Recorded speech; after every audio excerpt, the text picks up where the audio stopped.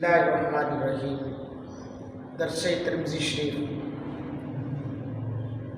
حدیث نمبر 376 376 ترمذی شریف کا درس لے کر آپ کے سامنے حاضر خدمت ہوں۔ برادران زیبا کا ان دعاؤں کے ساتھ کہ اللہ میں رب کا فرمان اور مصطفیٰ جار رحمت کا فرمان سمجھ کر زندگی بسر کرنے کی سعادت عطا فرمائے۔ الحمدللہ درس قرآن کا سلسلہ بھی بڑی محبتوں سے یوٹیوب پر جاری و ساری اور لائیو سٹریمنگ ہو رہی ہے۔ لائیو چل رہا ہے، صبح کے ٹائم 7 بجے شروع ہوتا ہے اور تقریباً 1 یا 2 رکوع جو ہے وہ پیش کیے جاتے ہیں۔ چینل کو سبسکرائب کریں، بیل آئیکن پریس کریں اور ان دعاؤں کے ساتھ کہ اللہ ہم سب کو دین کی بھرپور خدمت کرنے کی توفیق عطا فرمائے۔ اللہ کا بڑا فضل ہے، بڑا پیار مل رہا ہے دوستوں کا یوٹیوب پر خاص کر اور ٹک ٹاک پر بھی، لیکن یوٹیوب پر بہت پیار مل رہا ہے۔ میں تمام دوستوں کا مشکور و ممنون ہوں۔ آئیے حدیث نمبر 376 کی طرف پڑھتا ہوں۔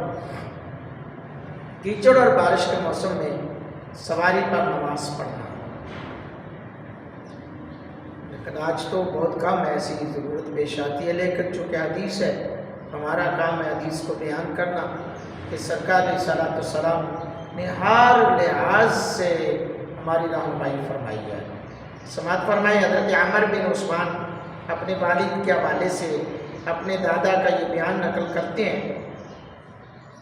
یہ لوگ نبی اکرم صلی اللہ علیہ وآلہ وسلم کے ساتھ سفر میں شریک تھے اور ایک تنگ جگہ، مسئلہ سمجھ رہے ہیں، حدیث کو سمجھا کریں، تنگ جگہ پر پہنچے تو نماز کا وقت ہو گیا۔ اسی دوران بارش شروع ہو گئی، ان کے نیچے کیچڑ ہو گیا۔ نبی اکرم صلی اللہ علیہ وآلہ وسلم نے اپنی سواری پر موجود رہتے ہوئے اذان دی اور اقامت دی۔ پھر آپ اپنی سواری پر موجود رہتے ہوئے آگے بڑھے اور آپ نے ان سب لوگوں کو اشارے کے ساتھ نماز پڑھائی۔ آپ کا سجدہ رکوع کے مقابلے میں ذرا کم ہوتا تھا، یعنی آپ اس میں سر کو زیادہ جھکا لیتے تھے۔ جی ہاں، سر کو زیادہ جھکا لیتے تھے۔ حضرات گرامی قدر، یہ حدیث جو ہے یہ ضعیف بھی ہے، یہ بھی میں بتا دوں۔ امام ترمذی رحمۃ اللہ علیہ نے فرمایا کہ یہ حدیث غریب ہے۔ تمام ائمہ کرام کا اس بات پر اتفاق ہے کہ حالت سفر میں نوافل اونٹ یا گھوڑے یا گدھے وغیرہ پر ادا کیے جا سکتے ہیں، لیکن حضر میں جائز نہیں ہے۔ یعنی کہ بندہ وہیں کا رہنے والا ہے تو پھر وہاں پہ یہ جائز نہیں۔ حالت سفر میں نوافل تو پڑھے جا سکتے ہیں۔ میرے دوستو، حدیث کو سمجھا کریں۔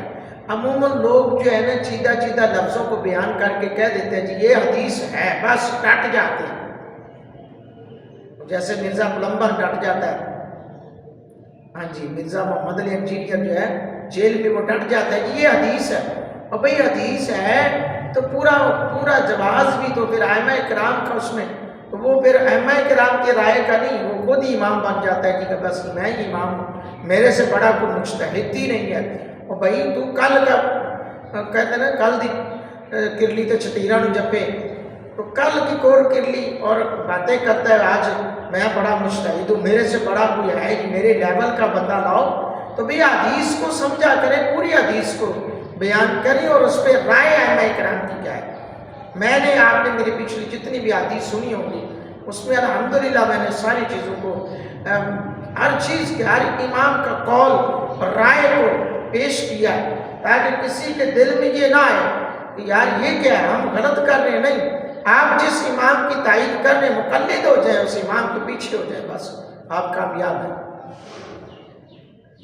اللہ اکبر۔ حضرات گرامی قدر، نبی پاک صلی اللہ علیہ وسلم کے غلاموں کو پتہ چلا آپ کو ان حدیث سے ہمیں یہ جو بات ہے یہ سفر کے اندر اور سرکار کے بعض مقامات پر میرے آقا علیہ السلام کا خاصہ بھی رہا ہے، وہ خاص حضور کے ساتھ ہو سکتا ہے، وہ ہمارے لیے نہیں بھی ہو سکتا۔ بہت سارے ایسے مسائل ہیں جو امت کے لیے نہیں ہیں، جن کا تعلق ذات مصطفی سے ہے. اور پھر نبی پاک صلی اللہ علیہ وسلم کی ذات کو تو اللہ نے سب کچھ عطا کیا ہے نا.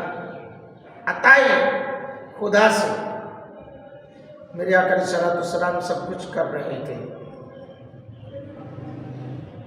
حضرات گرامی کا سوال یہ ہے کہ جب عذر شرعی کی بنا پر سواری پر فرائض پڑھنا جائز تو کیا چند لوگ مل کر سواریوں پر باجماعت نماز ادا کر سکتے ہیں یا نہیں؟